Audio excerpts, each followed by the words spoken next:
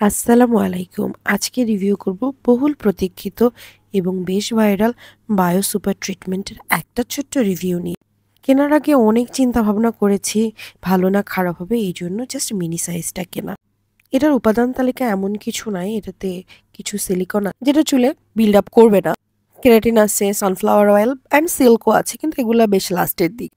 আমি কিভাবে ব্যবহার করেছি, আমি সরাসরি শ্যাম্পু করার পর চুলটা পানি ঝরিয়ে চুলে সরাসরি লাগিয়ে 2 থেকে 5 মিনিট অপেক্ষা করে ব্যবহার করেছি।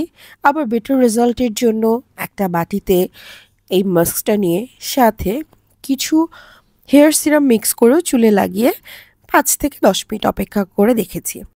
চুল ধোয়ার পরে আমি খেয়াল করেছি চুলগুলো বেশ ঝলমলে থাকে। কোটা হেয়ার মাস্ক ব্যবহারে যেরকম সিল্কি স্মুথ লাগে, এটা ব্যবহার করার পরেও সিল্কি অ্যান্ড স্মুথ লাগে। তাহলে কি আমি এটা রেকমেন্ড করছি? এইখানেই টুইস্ট। এটা ব্যবহারের পরে আমার চুল আসলেই খুব সিল্কি অ্যান্ড স্মুথ লেগেছে, কিন্তু পরদিনই আমার চুলে বিল্ড আপের প্রবলেম ফেস করেছি। চুলগুলো উস্কো শুষ্ক হয়ে যাচ্ছিল, ড্রাইনেস চলে এসেছিল এবং মনে হচ্ছিল চুলের উপরে কিছু বসে থাকার কারণেই চুলগুলো এরকম ড্রাই লাগছে। তাহলে প্রবলেমটা কোথায়? প্রবলেমটা হলো এই মাস্কটা আমি যতটুকু বুঝেছি হেয়ার ট্রিটমেন্ট যারা করিয়েছেন তাদের জন্য বেশি উপযোগী। যেহেতু আমার চুলে কোনো প্রকার কালার করা বা কোনো ধরনের হেয়ার ট্রিটমেন্ট করা নাই, তো আমার চুলে এটা একটু ভারী ফিল করেছে।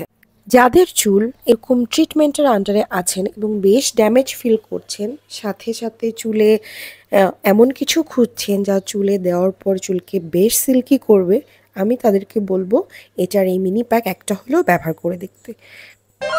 ব্যাকগ্রাউন্ডে কিছু ব্লপার্স দিলাম যে আমার রিভিউ করার সময় কি ধরনের প্রবলেম হয়।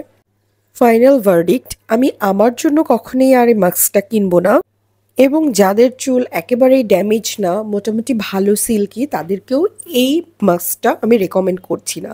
কিন্তু যাদের ট্রিটমেন্ট করা চুল, তারা চাইলে মিনি সাইজটা একটু ট্রাই করে দেখতে পারেন।